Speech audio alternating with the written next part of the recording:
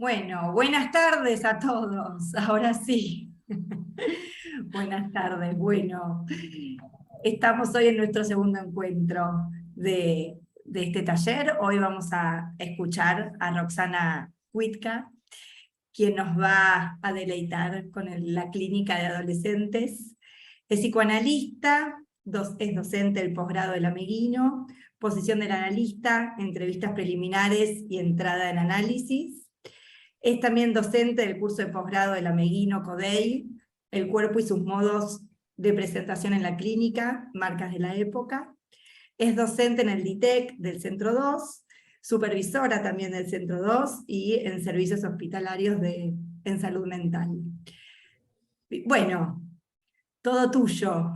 Bueno, gracias por la presentación. Bueno, hoy entonces estamos en el segundo encuentro del seminario que hemos titulado ¿De qué juega el analista en la clínica con niños y adolescentes? Hoy vamos a hablar más específicamente de adolescentes. La clase va así, digamos, ¿no? Se trata de esto. Vamos a trabajar primero algunas cuestiones justamente en relación a qué sería esto de qué juega el analista, ¿sí? A qué juego nos prestamos los analistas. Vamos a hablar sobre adolescencia. Vamos a meternos un poquito con la obra El despertar de primavera, ¿sí? Que es una obra que después Lacan retoma, así que vamos a meternos con eso también para hablar de adolescencia. Vamos a hablar en esa misma obra, y desde Lacan también, de un personaje muy especial que aparece ahí, que es el hombre enmascarado. Y vamos a ubicar algunas cuestiones en relación a la función del analista, también ahí, en relación a la clínica con adolescentes. Y sobre el final vamos a trabajar sobre una viñeta, ¿sí? Bueno, para empezar a hablar del juego, me gustaría que retomemos, ¿se acuerdan de Freud y el texto que seguramente todos han leído en algún momento, que es sobre la iniciación del tratamiento, ese texto de 1913? ¿Se acuerdan que Freud ahí empieza hablando de un juego, que es el juego del ajedrez, ¿no? Entonces, ¿se acuerdan que él dice que, a ver, quien pretenda aprender a jugar al ajedrez por los libros, ¿sí? Por lo académico, digamos, solamente va a poder entender algunas cuestiones de los comienzos y de los finales del juego, ¿sí? Pero dice que en el medio hay un montón de movidas, ¿no? De las fichas, ¿sí? Que eso, a ver, eso se ve en la cancha, podríamos ver, digamos, podríamos decir, ¿no? Eso hay que ir viéndolo cada vez, ¿no? Y hace una homología, él dice así: aparecidas limitaciones, están sujetas las reglas que uno puede dar para el ejercicio del tratamiento psicoanalítico, ¿no? Entonces uno podría pensar que también desde el psicoanálisis uno puede obviamente ubicar algunas cuestiones de los inicios y de los finales, pero hay infinitos movimientos en el medio, ¿sí? Y esos infinitos movimientos de ese juego, podríamos pensar, justamente hablan de lo singular de cada sujeto, ¿no? Hay tantos análisis, obviamente, y tantos juegos como pacientes hay, ¿no? Bueno, entonces podríamos pensar, a ver, que el dispositivo analítico tiene la estructura de un campo de juego, ¿no? Es una forma de pensarlo. Hay algo del orden del juego escénico, de una escena que se arma. El jugar tiene que ver, de algún modo, con el actuar, con jugar en un escenario, ¿no? Es una de las formas que podemos pensar el jugar. Los analistas somos un jugador más de esa escena. Nos dejamos tomar, nos prestamos al juego, ¿no? Eso es lo mejor que nos puede pasar, digamos, ¿no? Prestarnos al juego.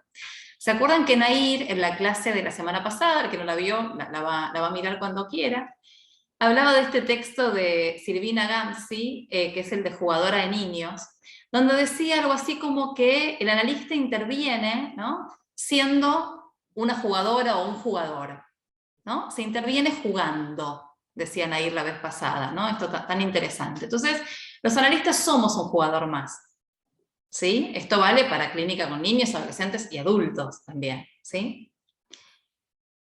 Bueno, nos prestamos al juego, como decía yo antes, desde el humor, por ejemplo, ¿no?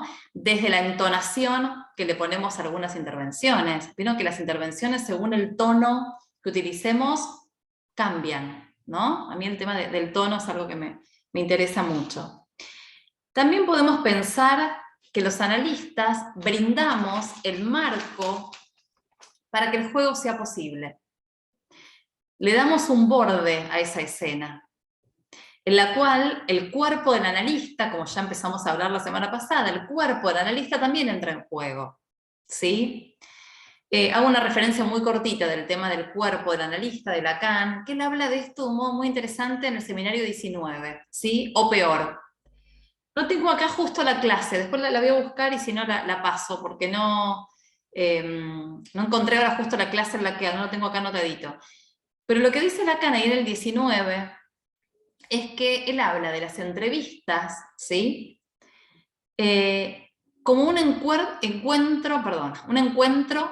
entre cuerpos, ¿sí? Entonces él ahí ya habla de que también el cuerpo del analista es un cuerpo en juego, ¿sí? Y también él habla del analista en cuerpo, lo llama de esta manera, analista en cuerpo, ¿no? A mí me gusta mucho pensar también el cuerpo del analista como una caja de resonancias, ¿no? Me parece que va bastante con esto del juego, ¿no? El analista con su cuerpo como una caja de resonancias, y vamos viendo qué es lo que nos va resonando, ¿sí? ¿Qué es lo que nos va resonando de ese analizante? ¿Sí? Bien. Después, leyendo a Jorge Fuckelman, vieron que bueno, tiene muchísimas cuestiones escritas en relación a la clínica con niños. Esto lo saqué de una entrevista en una revista, la revista Fordá. Si ustedes googlean, les va a aparecer entrevista a Jorge Fuckelman, revista Fordá. Lo buscan en Google y aparece. Él dice una frase que me quedó resonando y que después la quiero retomar con la viñeta.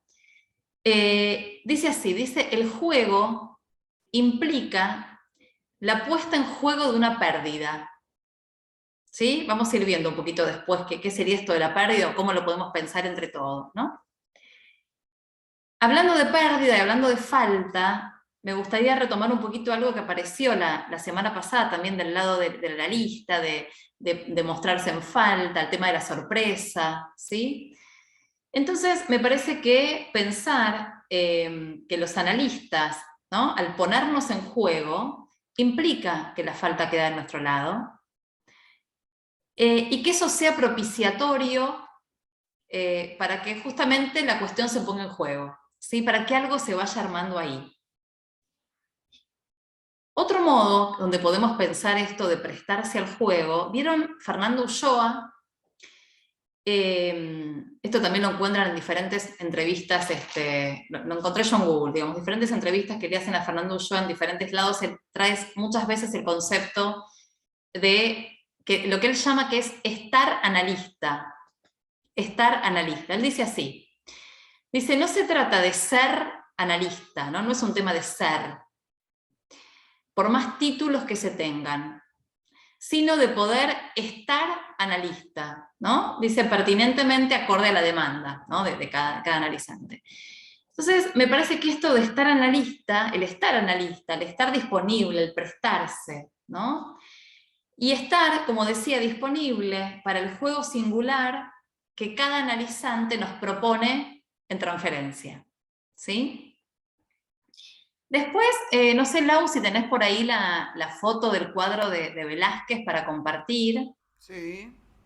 Bárbaro, que es el cuadro de las meninas.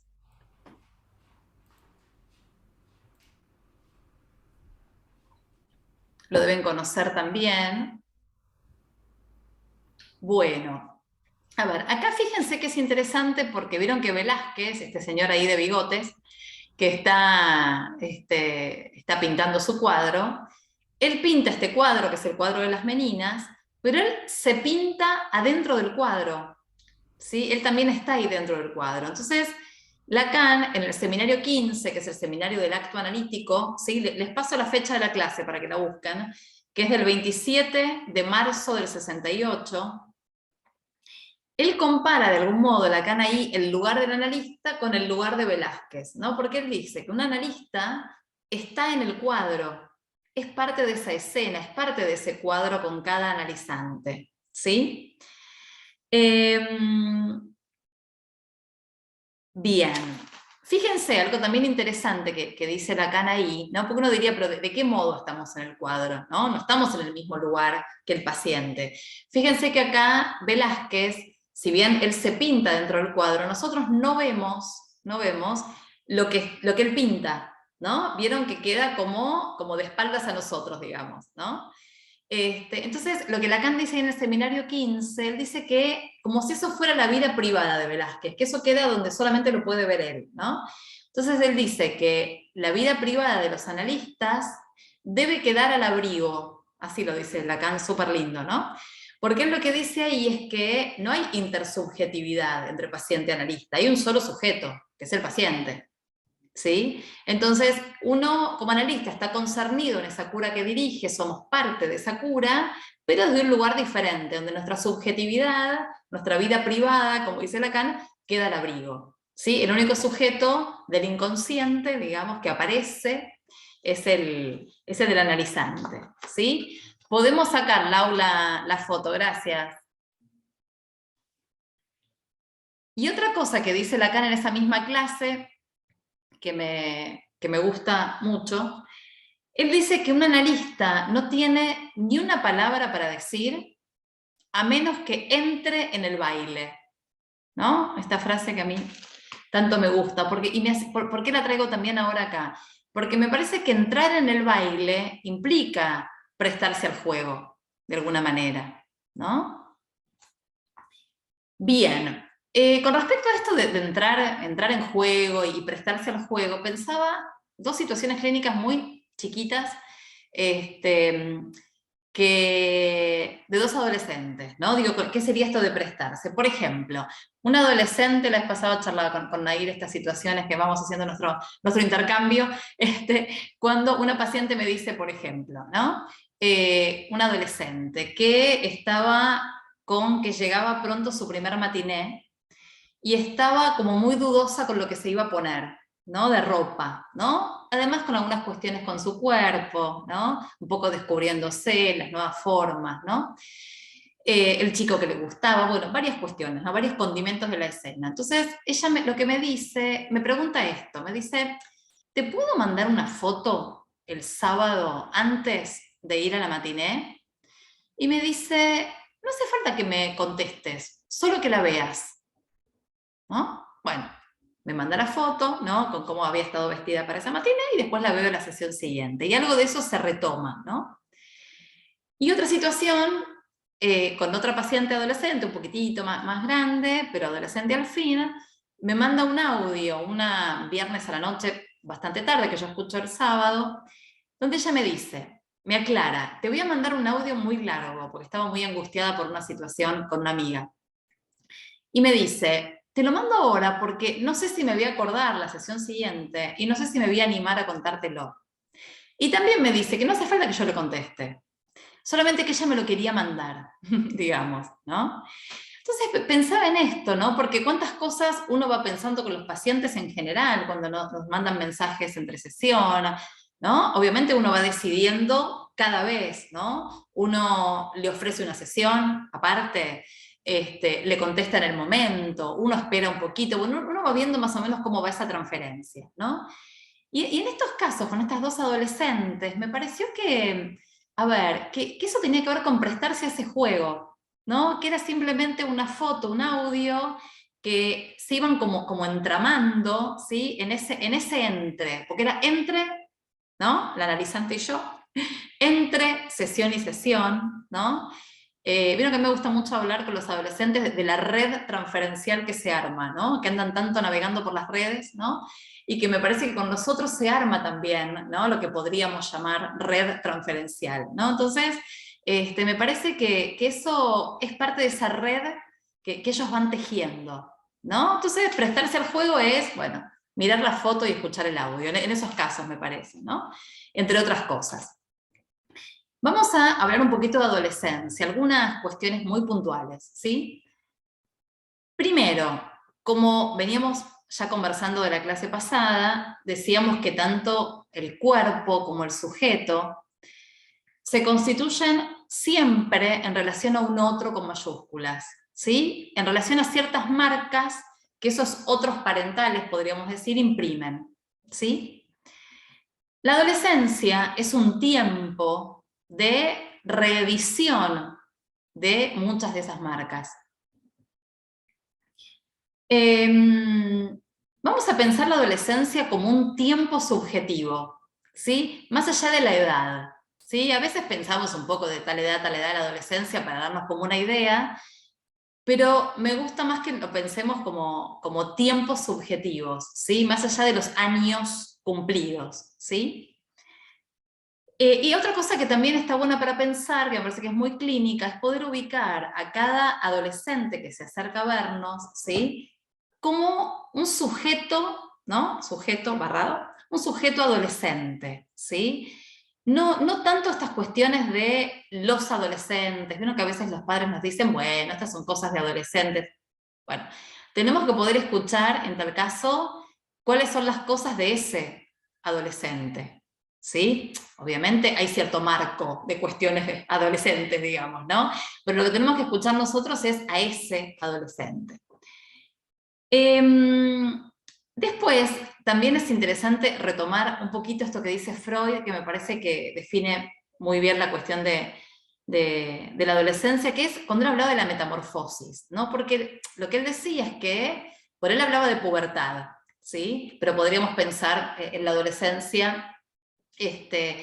A ver, la adolescencia, me gusta pensarla de este modo, ¿sí? La adolescencia es un modo, ¿no?, de poder, de ir viendo, cada adolescente va elaborando, tramitando, de alguna manera, ¿sí?, todos esos cambios que aparecen en la pubertad, ¿sí? Tienen que ver con lo hormonal, tienen que ver con lo pulsional, toda esa ebullición, todo ese despertar del que ahora vamos a hablar, ¿sí? Que es todo nuevo y que no saben los púberes muy bien qué hacer con eso, ¿sí? Entonces me parece que la adolescencia la podemos pensar como los recursos que va encontrando cada uno, cada sujeto, para hacer con eso, ¿sí?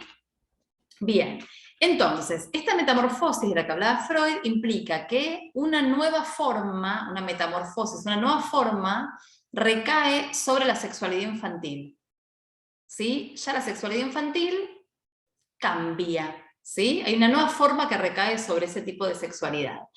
Entonces, es necesario que haya ciertos movimientos para que pueda cada sujeto adolescente acceder a ciertos goces exogámicos, ¿sí? Uno podría pensar ahí, para ya empezar a pensar la cuestión de la pérdida que hablábamos antes del juego, hay algo que hay que perder para poder acceder a otros goces, ¿sí? Hay ciertos goces, ¿sí?, que hay que perder. Esto va de la mano también de lo que decía Freud, del deshacimiento de la autoridad parental, ¿sí? Es una instancia, la adolescencia, de deshacimiento de la autoridad parental y se empieza como a armar la nueva elección de objeto, ¿sí? Estas cosas que nombré recién, vamos a verlas en el despertar de primavera y un poco en la viñeta que les voy a contar también, ¿sí? Entonces, primer despertar sexual, ¿sí? El primero es el que un poco contaba Nair la vez pasada y lo que yo un poco recordaba recién, que es cómo se va armando ese cuerpo erógeno en relación a estas marcas del otro, ¿sí? Y un poco los avatares, digamos, de la trama edípica, ¿sí? Después viene el periodo de latencia, que es un periodo de aparente calma, ¿sí? Momento de interrogantes, de preguntas, ¿sí? Y después viene lo que sería el segundo tiempo de despertar sexual, que es en el que estamos hoy, que es el que da comienzo en la pubertad, ¿no?, a esta metamorfosis de la que hablábamos antes, lo cual, este despertar, digamos, este despertar es necesario para esa metamorfosis. No puede haber metamorfosis sin un despertar. ¿Qué sería el despertar? A ver, hace poquito escuché algo sobre el despertar y lo vengo repitiendo un poco porque me encanta y me sirve mucho para transmitir, que sería lo siguiente, que el despertar no es lo mismo que estar despierto. El despertar es un momento puntual, ¿sí? Y es como cuando suena el despertador, ¿no? Cuando suena el despertador, uno a veces no sabe muy bien qué día es, ¿sí? Eso sería que hay una conmoción en la representación, ¿sí? Se conmueve la representación en el instante de despertar, ¿sí? Eso le pasa a los adolescentes, ¿no? Por eso me parece que el ejemplo del despertador está muy bueno para pensar algo de lo disruptivo, ¿sí? Entonces, a partir de este segundo despertar sexual, como les decía, y esta conmoción en las representaciones, para poder alcanzar ciertos goces exogámicos, como decíamos antes, ¿sí? A ver, acá me pone Carlos, es lo que en algún momento le pasaba a Schreber. A ver, Carlos, ¿querés desmutearte y decirme un cachito más de lo que querías decir de Schreber? No, no, que es estructurante para a partir de ahí, en ese dormevela, este, se Sí. desencadena algo, ¿no? Que hay que Ajá. volver a encadenar en el caso de él con un delirio, bueno, y si es otro tipo de estructura, será pasando a otra conformación, podríamos decir, si uno tiene los recursos, si no, bueno, Claro, él se puede desencadenar y despertar, este, brotar algo, digamos, ¿no? claro. Está bueno, Carlos, lo que decís, porque es verdad que se abren cuestiones bastante distintas según la estructura de la que estamos hablando, ¿no? Pero está bueno lo que traes, ¿no? Del despertar y toda la cuestión de Schreber en esa etapa, ¿no? En esa instancia. Está bueno.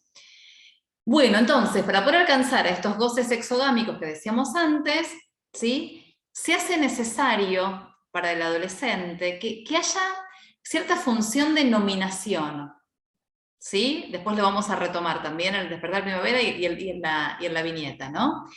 Esa función de nominación, ¿sí? Que pueda bordear, de algún modo, ese despertar, ¿sí? Que pueda bordear, vuelvo, lo que el despertar conmovió, en realidad, ¿sí? Entonces, esa función de nominación puede ir bordeando, puede ir dando cierta letra a esa conmoción, ¿sí? Si no, ese sujeto queda como no entendiendo nada por un tiempo, ¿no? Si no hay cierto borde, ¿sí? Bien, ahora vamos a verlo la función del hombre enmascarado justamente en ese punto. Bueno, vamos a empezar con lo del despertar de primavera que les contaba, ¿sí? El despertar de primavera, también habrán escuchado seguramente algo de esto, es una obra de 1891, ¿no? De hace muchísimos años, que fue escrita por Frank Wedekind, nunca sé bien cómo se pronuncia, pero es más o menos así, y es una obra que está muy buena para pensar cuestiones de los adolescentes, si bien es una obra obviamente de hace muchos años. Los protagonistas son chicos de más o menos 14 años, ¿sí?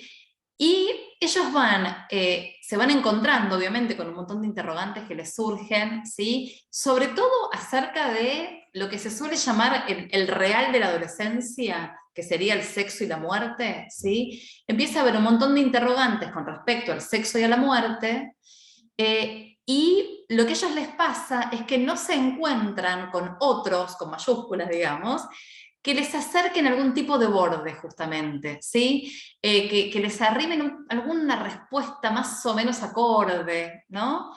Frente a estos enigmas, ¿no? Porque en todo este libro y esta historia, que si la pueden leer es súper interesante, ¿no? Como les decía, aparecen preguntas sobre el origen de los niños, aparece un embarazo, un aborto, aparece la muerte, ¿no? El suicidio, digo, cuestiones muy complejas. Por eso esa obra fue suspendida, ¿sí? Durante muchos años, fue prohibida, no me salía la palabra, fue prohibida durante muchos años, ¿sí? Muchos años después, la obra se vuelve a dar y Lacan escribe lo que se llama el prefacio, que también se llama El despertar de la primavera, ¿sí? Es un texto muy cortito que está en Intervenciones y Textos 2, ¿sí? Ahí está el prefacio al despertar de la primavera. Y Lacan empieza ese prefacio diciendo esto, se los leo textual que es muy cortito, dice así. Dice, de este modo aborda un dramaturgo en 1891 el asunto de qué es para los muchachos hacer el amor con las muchachas. marcando que no pensarían en eso sin el despertar de sus sueños. ¿Sí? Acá aparece la cuestión del despertar. Les voy a contar 3 o 4 escenas súper cortitas de la obra, ¿sí? Para ir viendo cómo es la cuestión incluso del lazo del adolescente al otro también, parental, ¿no? Primero hay una escena con un personaje que se llama Vendla, que es una chica de 14 años con su mamá. La mamá, a quien le estaba costando bastante ver que su hija ya estaba más grande, le regala un vestido largo, ¿no? Y le dice que se lo ponga porque hace frío. Entonces Vendla le dice a la mamá, mamá, a mi edad no se tiene frío y menos en las piernas. A lo que su madre le responde, no sé qué decirte, hija, me gustaría tenerte siempre como ahora. ¿Sí? Bien. Otra escena está Melchor y Mauricio, que son otros 2 personajes, ¿sí? Frente a ese encuentro con esas primeras sensaciones genitales, ¿sí? Y no encuentran palabras para entender lo que les pasa ni para transmitirse entre ellos qué es eso, ¿no? Entonces Mauricio le dice a Melchor, ¿ya las tuviste? Y Melchor le dice, ¿qué cosa? ¿Las excitaciones sexuales? Y Mauricio le dice, sí, para mí es como si me hubiera partido un rayo, ¿no? O sea, define esas sensaciones de ese modo, ¿no? Otra escena está otra vez Vendla con la mamá, la hermana de Vendla estaba por tener un bebé, entonces Vendla le pregunta a la mamá cómo es esto de cómo vienen los chicos al mundo, ¿sí? Y la mamá le sigue insistiendo con la cigüeña. Entonces Vendla le dice, mamá, no pretenderás que a mis 14 años te siga creyendo en la cigüeña, ¿no? Entonces la mamá, lo único que le dice un poquitito más a Vendla sobre el origen de los niños, le dice esto. Le dice, para tener un bebé se debe amar al hombre con quien se está casada. Amar como a tu edad no se puede amar. Entonces Vendla queda ahí medio desconcertada, porque fíjense que este otro, ¿sí?, no le da como mucha pista en relación al deseo, ¿no? Bueno, se lo super resumo, Vendla que estaba coqueteando ahí con Melchor, se juntan, ella queda embarazada, y la mamá cuando se entera, le da abortivos y Vendla se muere. ¿Sí? Bien. Mauricio, otro personaje, se exigía muchísimo con el tema de la escuela. Para los padres de Mauricio lo importante era que él esté siempre, que apruebe, que le vaya siempre súper bien en el cole, ¿no?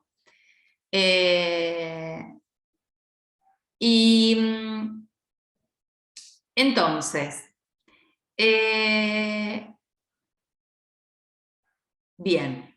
Mauricio estaba tan atrás realmente de poder estar bien en el cole, para él era lo único que le importaba en ese momento, digamos, que él es como que se promete, ¿sí?, que si realmente no aprueba se iba a suicidar, ¿sí?, y así lo hace, ¿no? Como que todo su ser se jugaba en ese momento en ser lo que los padres querían de él, ¿sí? Bien, entonces le va mal en el cole, se suicida. Estoy diciendo cosas muy graves muy rápido, pero bueno, es así. Bien. Y al final, que acá viene la cuestión del hombre enmascarado, acá viene la parte, me parece así como más misteriosa y que está buena. La última parte es así. Melchor finalmente va a parar, digamos así, a un reformatorio, ¿sí? Porque lo acusan de la muerte de Vendla, porque la había dejado embarazada, y también lo acusan de la muerte de Mauricio, que se había suicidado, ¿se acuerdan? Porque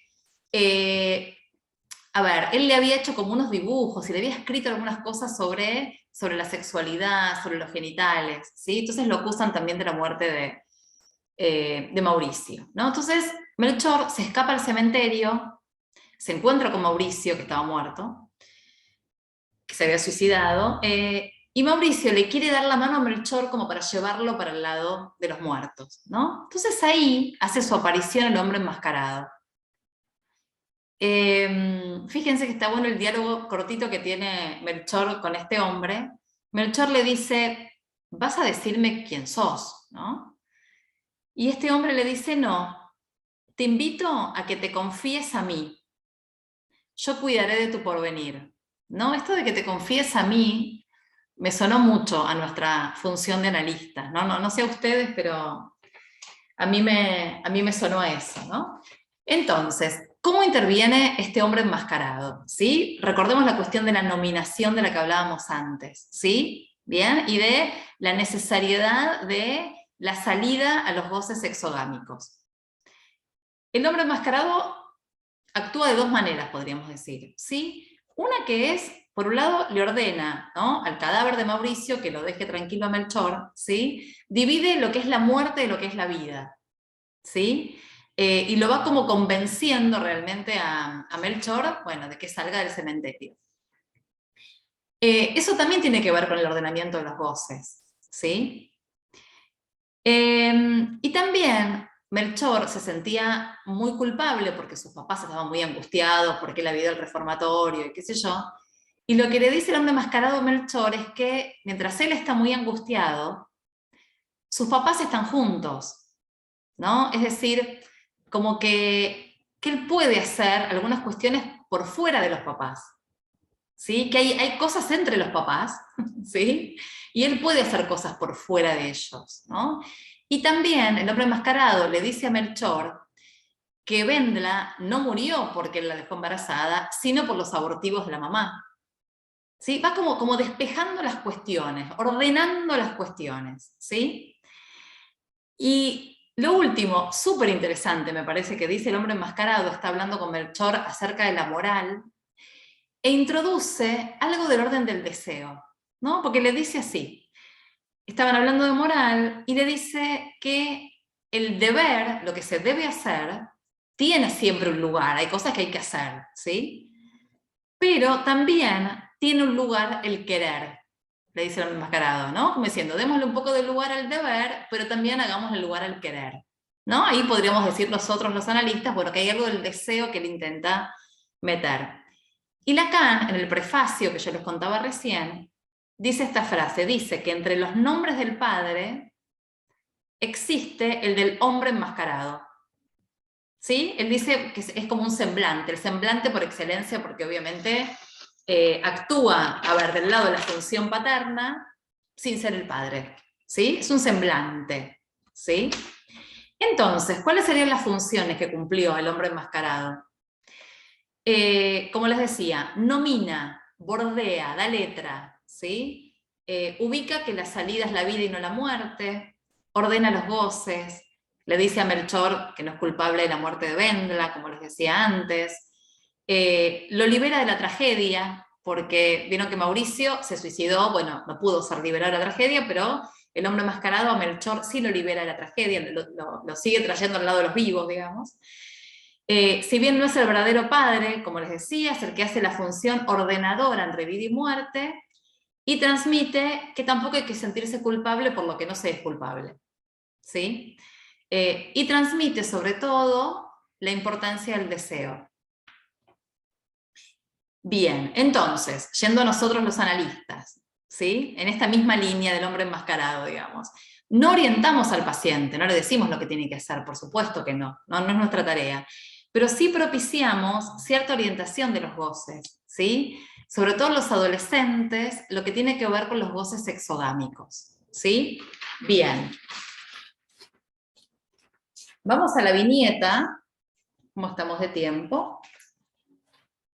Más o menos bien. Vamos a la viñeta y abrimos espacio de preguntas y comentarios, ¿les parece? Estamos bien. Perfecto. Con la viñeta que les voy a contar, que es una viñeta que por ahí algunos me escucharon en algún momento porque nada, es una paciente, como digo yo, que me enseñó un montón y me viene muy bien para explicarles algunas cuestiones que quiero transmitir. Me interesa que podamos pensar esta cuestión de la nominación, ¿sí? Que podamos escuchar un poco alguna cuestión de la función paterna, en este caso, una frase que dice el papá.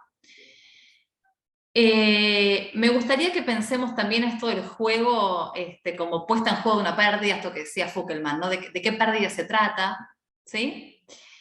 Y también algunas intervenciones del analista, que en este caso sería yo, que me parece que pueden también quedar más del lado de cierta nominación, de cierta, a ver, de propiciar algo de la salida exogámica, ¿sí? De que algo de los goces se distribuyan de otro modo, ¿no?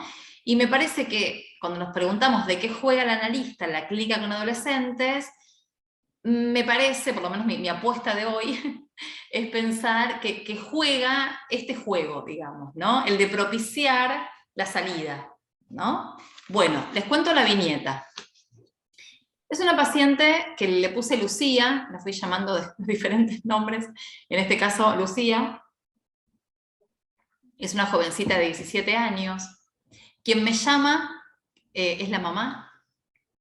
En ese mismo llamado me pide ayuda, casi desesperada. Le doy un horario para ella y para su marido. Cuando los recibo, lo que me cuenta la mamá, que es la que más habla en esa entrevista, me dice que de repente, de un día para el otro, Lucía había dejado de tomar la medicación, las pastillas que tenía que tomar, por una enfermedad que ella contrajo cuando tenía 3 años. Ella iba al jardín de infantes, le habían dado de comer carne mal cocida, ¿sí? Y contrajo una bacteria que le trajo una enfermedad, ¿sí? Para lo cual tenía que tomar muchas pastillas por día, ¿sí? Si no lo hacía, que era el momento ese de la consulta, ella no lo estaba haciendo, podía entrar en diálisis o necesitar un trasplante. Estaban en esa situación. Entonces la mamá estaba, por supuesto, muy desesperada. Y lo que me empiezan a contar es que cuando Lucía se enferma a los 3 años, muchos de los compañeritos del jardín habían muerto y que Lucía había hecho 3 paros cardíacos, ¿sí? Y que los médicos decían en esa época que estaba en manos de Dios, ¿no? Esa era la situación. Cuando la mamá me cuenta toda esta cuestión y también la nombra a Lucía como enferma, quiero decir, a ver, todo lo que estaba en el discurso materno, bueno, tenía que ver todo como muy alrededor de la enfermedad, ¿sí? Y también de la muerte, todo el tiempo como que sobrevolaba como un temor a la muerte, ¿no? En todo ese contexto, el papá dice la siguiente frase. Dice, yo tenía confianza, ¿no? En relación a esa internación que tuvo Lucía cuando contrajo la enfermedad, ¿no? Yo tenía confianza, tenía fe en que Lucía iba a salir, ¿no? Esta yo diría que es casi la única frase que dice el padre en esa entrevista, ¿no? Me parece muy significativa. Aparte, cuando lo volví a leer, encuentro que además habla de salir, que en esa frase del padre está la palabra salir, ¿no? Bueno, recibo a Lucía, ¿no? Con sus 17 años, como les decía, vestida con un jardinerito de jean y 2 colitas, peinada con 2 colitas. Me cuenta que quiere venir a la psicóloga porque está preocupada, porque se acaba de dar cuenta, ella venía escuchando hace muchos años que su enfermedad era crónica, pero ella no entendía bien qué era, y se había dado cuenta que crónica significaba para siempre, ¿no? Esto es lo que ella le hace venir, ¿no? Había una angustia muy fuerte, por supuesto, de parte de la mamá, pero, digamos, Lucía trae como un poco esta pregunta, ¿cómo es esto de que la enfermedad era para siempre? Esto la había descolocado. Y lo que también me dice es que ella está recansada de tomar las pastillas que tiene que tomar. Entonces me las cuenta, tenía un discurso médico incorporado, se sabía todo de su enfermedad, todas las pastillas que tomaba, los nombres, los colores, entonces me describe, durante muchas sesiones hablamos de eso, ¿no? Fíjense que yo les voy a contar, en 5 minutos, 10 como mucho, un recorrido de análisis muy largo, ¿sí? A veces parece como que la cosa es como mágica y nada de eso, fue mucho tiempo de trabajo, yo les voy a contar como un hilo lógico de este trabajo de mucho tiempo, ¿no? Bueno, Lucía cuenta que está muy cansada de las pastillas y que le caen muy pesadas, ¿no? Y que le traen siempre dolor de panza. Entonces por eso ella realmente no está queriendo tomarlas. Cuando le pregunto por lo pesadas de esas pastillas, por cómo era esto de lo pesada, si me sigue contando las características, alguna que no la podía tragar porque era como una tiza, ¿no? Me contaba bien de cada pastilla, me dice que se daba cuenta que la mamá era una pesada, ¿no? Y que la mamá todo el tiempo la miraba, y hasta que ella no terminaba de tomar la última pastilla, la mamá no dejaba de mirarla, ¿no? Entonces ella se empieza a dar cuenta que eso a ella le pesa. Bien, en un momento desliza que tiene novio, muy, muy, muy al pasar, y que el novio es crónico como ella, ¿no? Tiene otra enfermedad distinta, pero crónico. Y bueno, y que estaban mucho en la casa de ella, mucho en la casa de él. Una cosa así como bastante endogámica, así, un comentario como al pasar. En otra sesión, un tiempo largo después, comenta que esa noche anterior no había podido dormir, que le dolía mucho la panza. Y me dice que igual la mamá ya había pedido turno con el gastroenterólogo, ¿no? Digamos, cualquier signo, digamos, en el cuerpo, rápidamente era traducido como algo médico, ¿no? Sobre todo los de panza que rápidamente iban al gastroenterólogo de cabecera, ¿no? Yo ahí le pregunto si algo le preocupaba a la noche, ¿no? Si pensaba en algo, ¿no? Y ella me dice que sí, que tenía miedo porque tenía una prueba del cole ese día. A ella le iba muy mal en el cole. Y no se concentraba, no tenía ganas de ir, ¿no? Yo le pregunto, entonces, ¿puede ser que haya dolores de panza por miedo? Ella me mira sorprendida porque era como una novedad para ella. Y me dice que puede ser porque se da cuenta que la noche anterior a hacerse los chequeos médicos que ella se hacía rigurosamente cada 3 meses, ¿sí? Le dolía la panza y que ella tenía miedo al día siguiente de cómo le iba a ir. Entonces me dice que puede ser que algo del miedo se asocie al dolor de panza, ¿no? Se empieza ahí a abrir como hasta otro cuerpo, me parece, de alguna manera podríamos pensar, ¿no? Trae un sueño, unas cuantas sesiones después trae un sueño, donde está ella mirando la tele, un noticiero, y la noticia era de una nena que a los 3 años contrae esa enfermedad que ella contrajo y se muere. Bueno, trabajamos sobre el sueño y lo que ella asocia es esta frase. Ella dice, pobrecita, qué chiquita. Y yo le digo, bueno, pero vos ya no sos más esa chiquita. Bueno, pasa un tiempo, van pasando diferentes sesiones, y ella lo que me empieza a decir es que los estudios médicos, cuando le tocó el próximo chequeo, le empezó a ir un poquito mejor, que parecía que no tenía que ir a diálisis, ¿no? Empieza como a aliviarse con eso. Entonces me cuenta algo que nunca había contado en sesión, que está buenísimo, que ella lo fue como armando, ¿no? Que ella se había armado una cajita, le había puesto brillos y cosas que a ella le gustaban, como personalizada, la tenía en su habitación y tenía la medicación ahí. Y que ella todos los días cerraba la puerta y tomaba la medicación sola. Entonces me dice, evidentemente la estoy tomando mejor, entonces los estudios me dieron mejor. Pero me aclara, algo que me parece maravilloso, no estoy tomando toda la medicación, casi toda, ¿no? Casi toda. Y empieza a venir al consultorio con el pelo suelto, empieza a maquillarse, empieza, como a ella no le gustaba para nada el colegio, ni quería estudiar nada en la facultad, empieza a pensar en hacer cursos de maquillaje y maquillar a otros, ¿sí? Y empieza a venir vestida con puperas, ¿vieron esas remeritas que muestran la panza, ¿no? Uno diría, bueno, otra panza parecería, ya no era la panza del dolor, sino una panza que se puede mostrar de otra manera, hasta seducir quizás, ¿no? Y empieza a hablar del novio de otra manera, ¿no? Empieza a contarme las cosas que le gustan, que tiene un pelo lindo, que tiene ojos lindos, que empiezan a salir al cine, algo como de la salida, ¿no? Y me cuenta que empiezan a hablar de sexo, ¿no? Y que quiere empezar a tomar pastillas, pero esta vez anticonceptivas, ¿sí? Bueno, hasta aquí el recorte.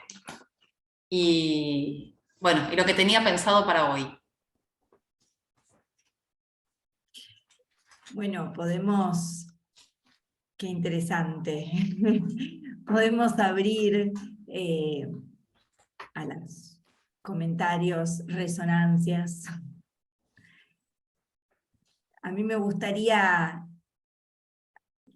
arrancar, es muy notorio, ¿no? Muy lindo el recorrido desde el despertar, y cómo con una historia tan fuerte, ¿sí? En relación a todo lo que le pasa a esta joven, cómo un signo se vuelve significante, ¿no? Todos los movimientos que suceden para que ese signo que es esto fijo, todo lo que se va produciendo para que se pierda, relacionando todo lo que venimos hablando de la pérdida, y cómo este significante, las pastillas, empiezan a tener otro sentido.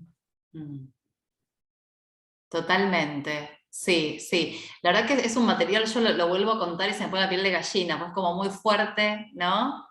La cuestión del trabajo con los padres, que también muchas veces aparece, ¿no? En las preguntas que van haciendo. A ver, lo difícil también de trabajar con esta mamá, que estaba realmente muy, muy desesperada con razón, ¿no? Bueno, nada, varias cuestiones, ¿no? Y esto que decís vos, Nada, de la cuestión del signo y el significante, cómo empieza como a abrirse, me parece que tiene que ver un poquito con esto que decía con el despertar de primavera y con el despertar, de cómo hay algo de la exogamia que empieza a ser posible también, ¿no? Desde cerrar la puerta, ¿no? Y correrse un poco de la mirada de esta mamá, ¿no? Que por más que era entendible que la mamá esté preocupada, bueno, para ella, adolescente, era un otro materno con una mirada constante, digamos, ¿no? Y cómo ella empieza a poder despacito recortarse, ¿no? Me parece que hay algo hasta de la adolescencia que empieza como a producirse, ¿no? Si bien yo creo que la consulta se produce cuando algo se empieza a mover, ¿no? Cuando ella ya no quiere tomar las pastillas, ¿no? Ella ya no está, me parece, cuando ella ya no está en el mismo lugar, ¿no? Ya algo se le mueve, digamos, ¿no? Y después en su análisis, bueno, algo de eso, ese recorrido continúa, podríamos pensar, ¿no? Pero algo se mueve cuando ella ya no obedece a tomar todas las pastillas bajo la mirada de la madre, ¿no? Es interesante lo que a ella le pasa, y creo que eso promueve la consulta finalmente, ¿no? Sí, totalmente. Totalmente. Bueno, podemos abrir los micrófonos si quieren. Yo voy viendo.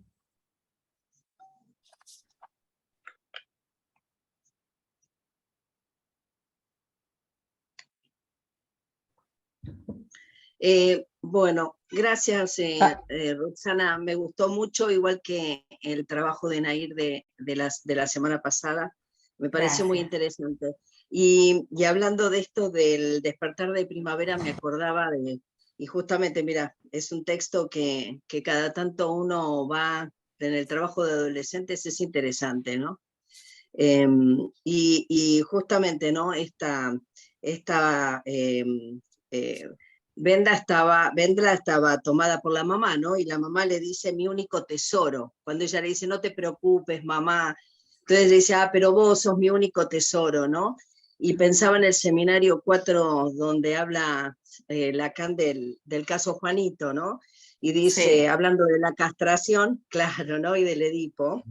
Y entonces dice digamos, de esta madre devoradora, ¿no? Hay algo ahí que pareciera que Vendla no le quedaba otra, digamos, que lo que le desencadenó, ¿no? Digamos, ¿no? Se animó a desobedecer un poco a la madre, pero bueno, pero quedó ahí tomada igual, ¿no? Pienso. Sí, ¿No? totalmente. Digamos, Es no así, defendió Fernanda, sí. la muerte, pero no fueron las pastillas, esto de la madre, donde fíjate que dicen que ella, digamos, cuando dice de qué murió, ¿no? Murió como lo dice, como de, ay, espérate, algo así como, de anemia. Sí. ¿Viste? En el despertar de ¿No? primavera de Vendla, sí. Claro, como de anemia, ¿viste? Como si le perteneciera, ¿qué le pasó, no? Como si no hubiese comido más o no se hubiese alimentado. Claro, totalmente. Sabes que esto que decís, Fernanda, me parece re interesante, ¿no? Porque, y vuelvo a pensar un poco en el tema de nuestra función con los padres también a veces, ¿no? Vuelvo a decir que son preguntas que muchas veces aparecen, ¿no? Y cómo, yo creo que nosotros los analistas tenemos como, me gusta pensar como la oportunidad. Tenemos la oportunidad con los padres, ¿sí? A veces sale, a veces no sale, ¿no? De poder intervenir también con estas cuestiones. Obviamente, el caso de Vendra y su mamá, bueno, qué sé yo, es una obra, ¿no? No había un análisis ahí, digamos, ¿no? Pero digo, ¿cómo con estos otros? Yo, por ejemplo, con la mamá de esta paciente que les contaba, trabajé bastante también con ella, ¿sí? La cité sola algunas veces, más allá de la angustia que ella tenía y que necesitaba hablar y contar, también para ver qué es lo que se podía acotar de esa mirada, ¿no? Obviamente que mi trabajo era obviamente con Lucía, y Lucía fue haciendo su recorrido, pero en ese caso fue realmente necesario y estuvo esa oportunidad, ¿sí? De poder recortar algo con esta mamá también, ¿no?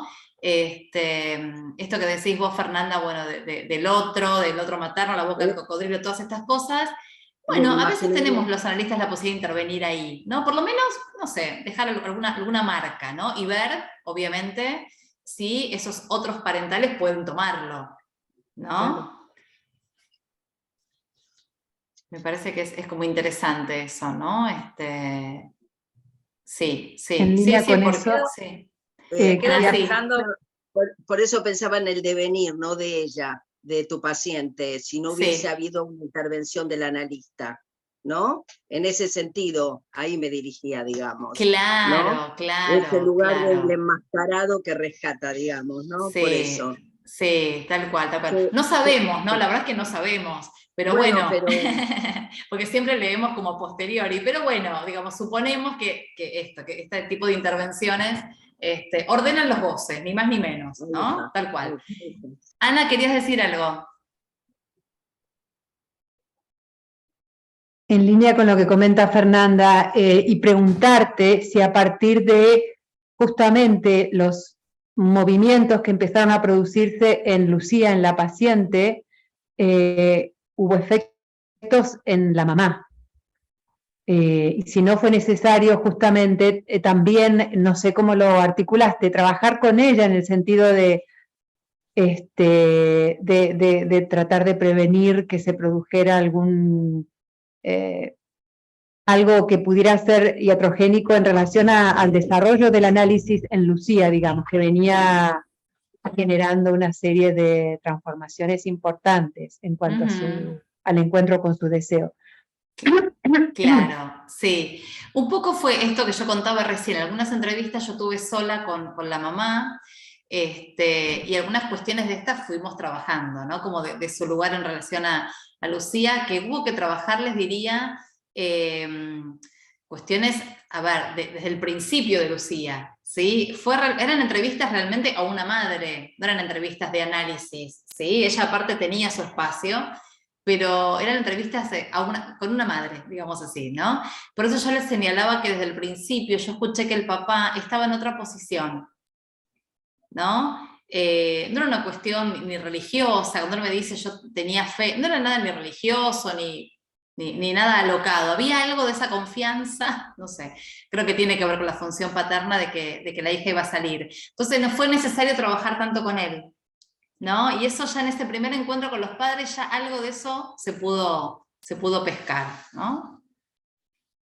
Así que es así, nos toca a veces la posibilidad, como decía, y la oportunidad de intervenir con los padres y que algo se pueda escuchar, que no siempre pasa, ¿no?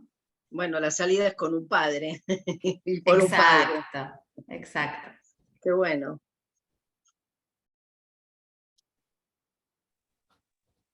Roxana, me pareció interesante algo que comparten los dos casos, que es como que el de la obra la presentaste a la protagonista desde la vista de la madre como infantilizada, ¿no? Me gustaría verte así, que no crezcas más. Sí. Y con el caso clínico que trajiste, parecería que sucede algo así, porque ella se presenta con las colitas, Tenés razón, sí. Y otra de las cosas, esto que traías de la autoridad paterna, de desasir de la autoridad paterna, ¿no? Cómo en la obra aparecía esto de que la protagonista le pregunta a la madre que le dé otra explicación acerca de la sexualidad y la madre no está preparada como para le da una respuesta poco satisfactoria. y que bueno, casi siempre este saber se dirige a un adulto que supuestamente tiene que saber o tiene que darle una respuesta satisfactoria, y ella no queda conforme con la respuesta de ese adulto que supuestamente sabe, ¿no?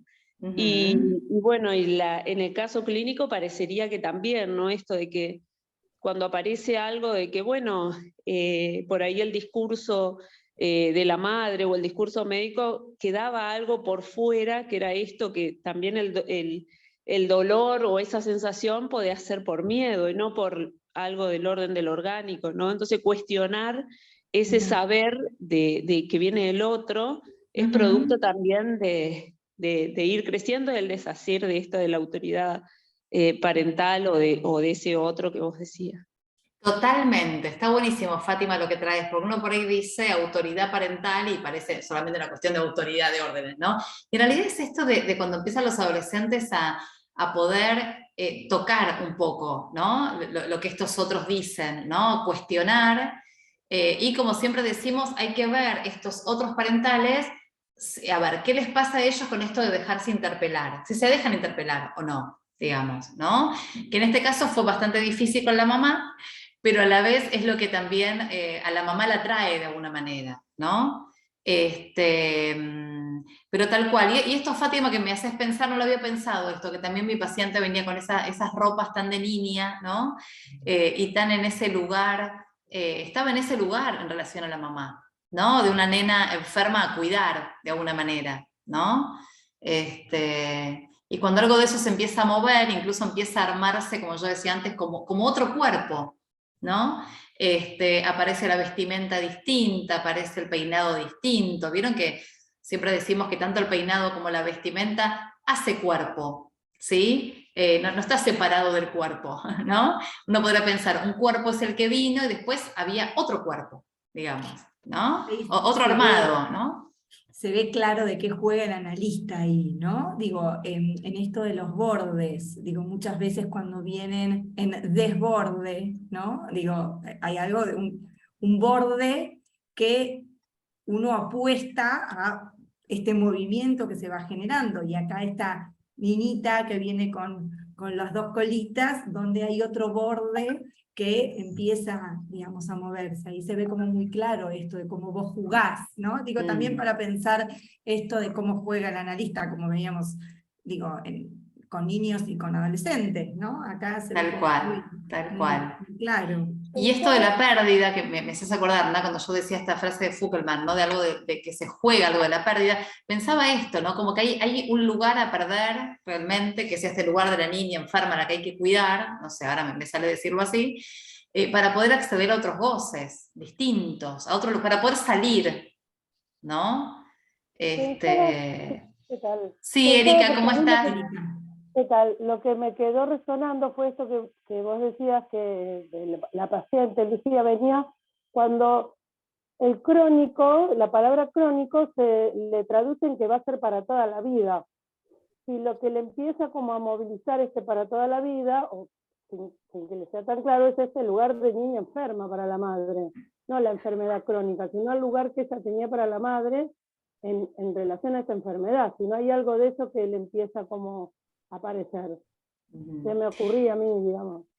Sí, y es probable, Erika, que algo de eso, digamos, a ella le disparó como alguna cuestión con esto de para siempre. Está bueno lo que traes, ¿no? Porque para siempre, ¿qué? ¿No? Para siempre en ese lugar, digamos, ¿no? Claro, porque para siempre, sí, no sé, a mí me quedó sonando esto, de que del cambio de significación, ¿no? En donde a lo crónico se le pasa al para siempre, como una condena, ¿no? Y para siempre como una condena. Totalmente, totalmente. Es así, es así, es así. Y cómo empezar a restarse, ¿no? de ese otro. Claro. Esa es una tarea bien adolescente, ¿no? Acá dice Inés, perder el cuerpo enfermo y desplegar un cuerpo sexuado, tal cual, sí. Sí, tarea difícil, ¿no? Pero hubo como ese pasaje, ¿no? Tal cual. Y siempre hay algo de perder ese cuerpo, digo, para el otro, ¿no? Digo, acá es claro con lo de lo enfermo, pero siempre hay algo de esa pérdida, ¿no? Que esto que trae Ro tan claro, que es un pasaje a pasar. Exacto, a transitar. En este caso tal tal cual. vez es un cuerpo enfermo, pero sino también el cuerpo de la infancia el que hay que perder, ¿no? Totalmente. Es así, ¿no? Tal Enfermo cual. creo que es más pesado tal vez, ¿no? Pero bueno. Exacto, Que es en ese así. sentido me parece súper interesante la intervención con respecto a esto de que la panza puede doler también por otra cosa. Me parece que ella estaba muy fijada al sentido de ser una niña enferma, y que con esta intervención se pone en juego en la transferencia, bueno, los movimientos de la alienación y la separación, que son como tan importantes en la adolescencia, y que le abre un sentido nuevo, que bueno, la panza puede doler por otra cosa.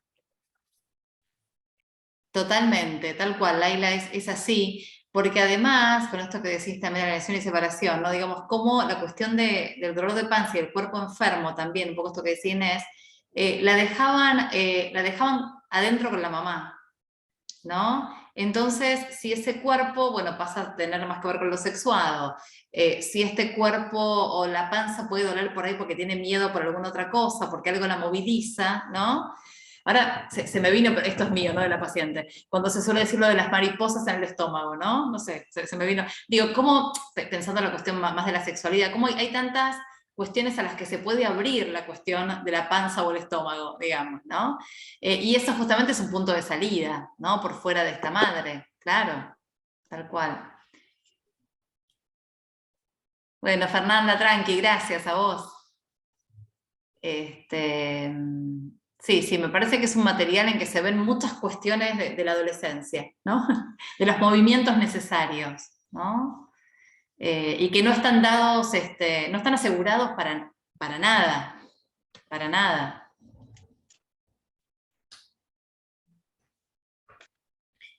Bueno, yo les voy a dejar mi mail, si querés también, Na, podés vos repetir el tuyo. Vieron que me gusta siempre decir que a veces las preguntas aparecen en otro momento, a veces en el momento no, y aparecen cuando están escuchando un paciente y se acuerdan. Si nos quieren preguntar algo por mail, nos escriben, obvio, y apenas podemos contestamos, ¿sí? ¿Querés poner vos el tuyo, Na, y te digo el mío y lo escribís, o lo escribo yo, como quieras? Dale, escribilo si querés, así. Dale, porque el mío es roxanak1@hotmail.com. Esperen. A ver si yo lo puedo escribir acá. Para quienes después ven el video y no pueden leer los chats. Ahí están ambos. Perfecto, y el tuyo es nachusegel@gmail.com. Perfecto, así que pueden escribirnos lo que quieran. Bueno, no sé si hay alguna pregunta más, algún comentario.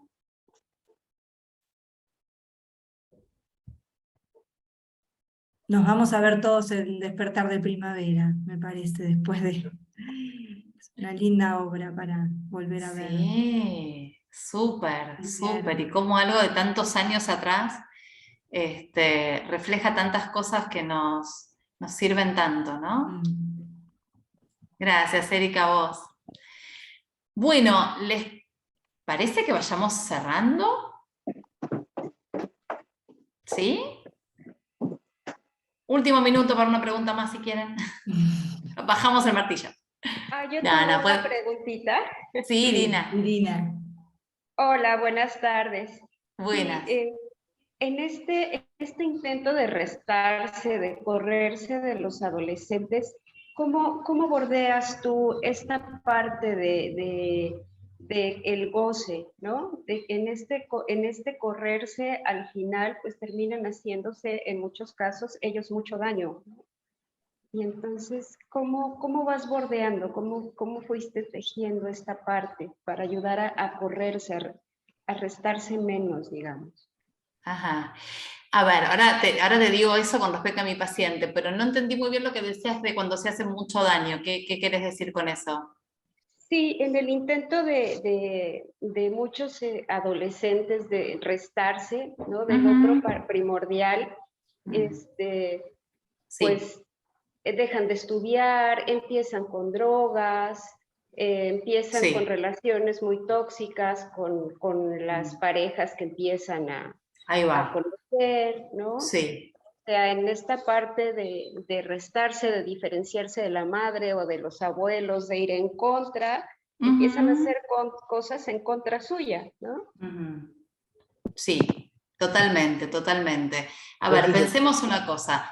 Primero, algo obviamente súper importante es que hay que ver siempre el caso por caso, ¿no? Lo que me resulta interesante, Irina, de lo que decís, es que uno puede ir pescando, escuchando, lo que podemos llamar como expresiones subjetivas, cómo cada adolescente expresa subjetivamente, ¿sí?, lo que le va pasando como puede. Podría ser, como decís vos, con algo, a lo mejor podría ser con las drogas, podría ser, no sé, haciéndose cortes, digo, hay como, el tema es que como analistas podamos posicionarnos, me parece, de ese modo, ¿no? Como intentar escuchar qué es lo que ese adolescente dice de ese modo, ¿sí? Como decís vos, quizás es un modo que ha encontrado de recortarse de la mirada parental, puede ser, no siempre, por eso hay que ver siempre cada caso, ¿no?